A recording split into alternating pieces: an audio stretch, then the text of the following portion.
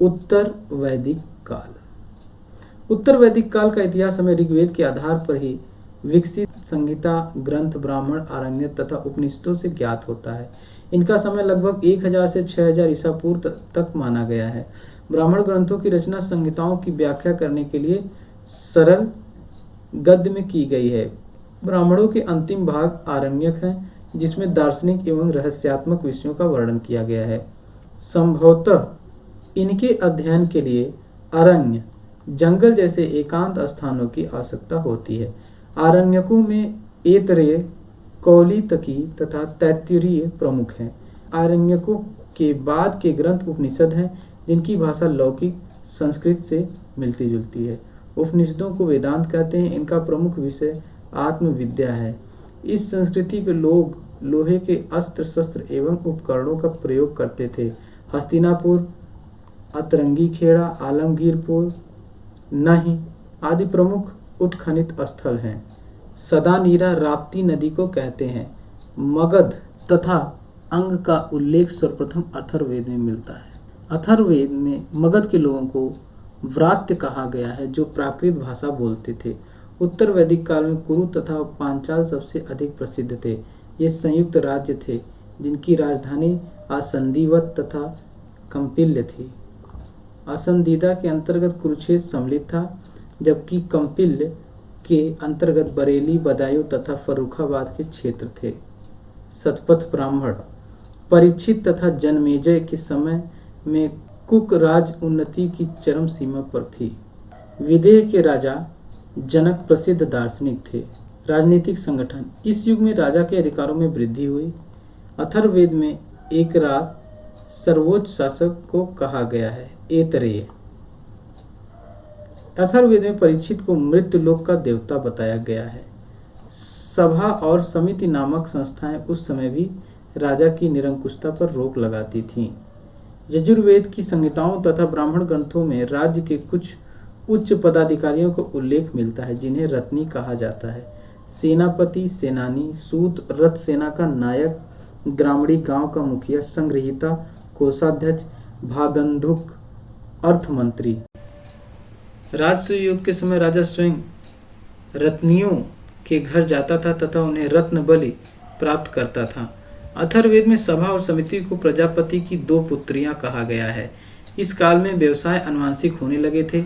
चर्मकारों, रथकारों, धातकारों आदि की अलग अलग जातियां बन गईं। क्षत्रिय या राजा भूमि के स्वामी होते थे। शूद्रों को तीनों वर्णों का सेवक कहा गया है।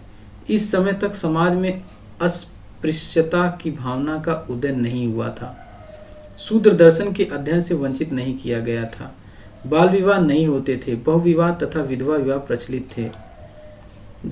आर्थिक जीवन। जौ, चावल, मूंग, उड़द, तिल और गेहूं आदि प्रमुख अन्न थे। लोग खाद्य के प्रयोग से परिचित थे। गाय की पवित्रता बढ़ती हुई दिखाई पड़ती है।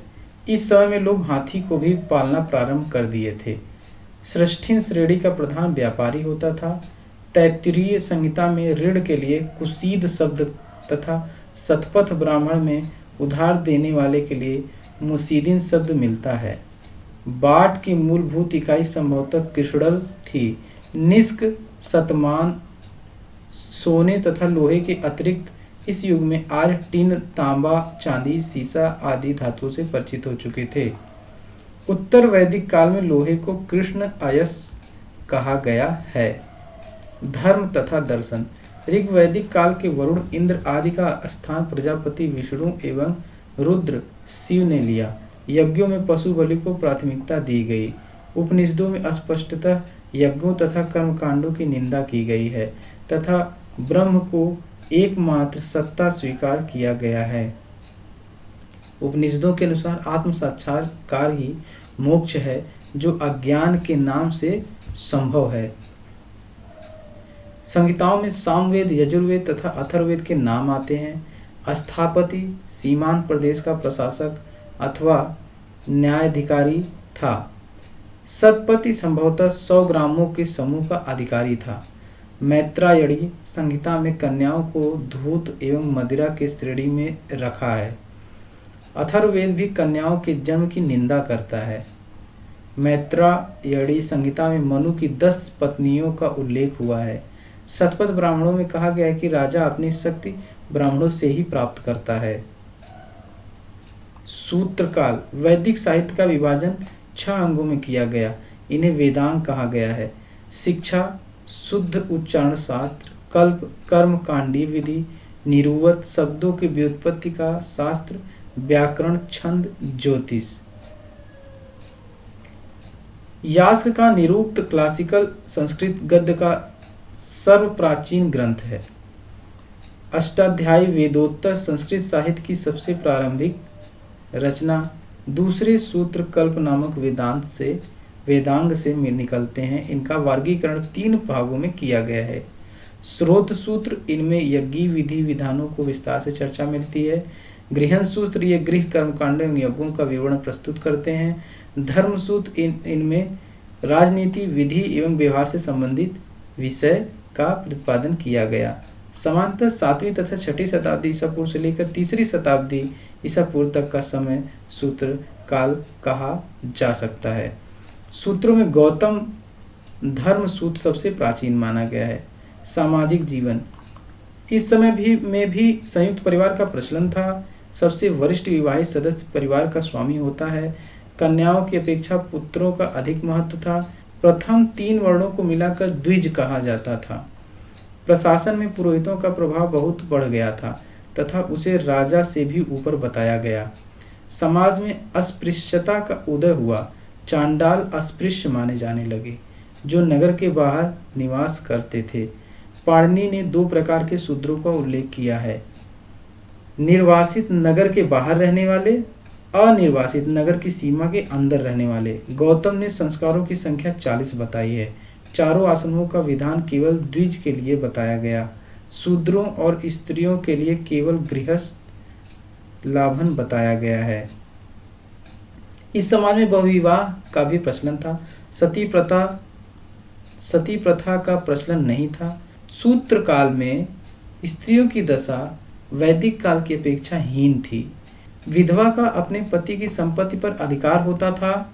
कन्या को यह भी अधिकार दिया गया है कि यौनावस्था प्राप्त होने पर यदि उसका पिता विवाह नहीं करता तो 3 माह प्रतीक्षा करने के बाद स्वयं विवाह कर सकती थी। धार्मिक जीवन। सूत्रकाल के अधिकांशतः लोग गांव में निवास करते तथा कृषि और पशुपालन द्वारा जीवन यापन करते थे। चावल तथा जौ मुख्य फसलें थीं। गायों को पवित्र मानने की धारणा तेजी से विकसित हुई। संभवतः इस समय सिक्कों का प्रचलन हो गया था। अधिक आचित पात्र, द्रोण तथा प्रस्य भार माप पैमाने थे। 2 पहिए वाला रथ सर्वाधिक लोकप्रिय साधन था। राजनीतिक दशा। सूत्रकाल में धर्म ही राजा की निरंकुशता का नियामक था। सभा तथा समिति जैसी कोई संस्था नहीं थी। सम्राट के नियमों का निर्माता नहीं बल्कि उसका पालक था। कर को राजा की वृत्ति कहा गया है। बौद्धायन के अनुसार कर प्रजा की आय का 6ठा भाग होता था। यह कहा गया है कि राजा सबका स्वामी होता था, ब्राह्मण का नहीं। विद्वान ब्राह्मण, अनाथ स्त्रियां, विद्यार्थी, सन्यासी, वृद्ध आदि राजकीय करों से मुक्त थे। ग्रामीण गांव का मुखिया होता था, जो युद्ध के समय सैनिक तथा शांति के समय नागरिक कर्तव्यों का निर्वाह करता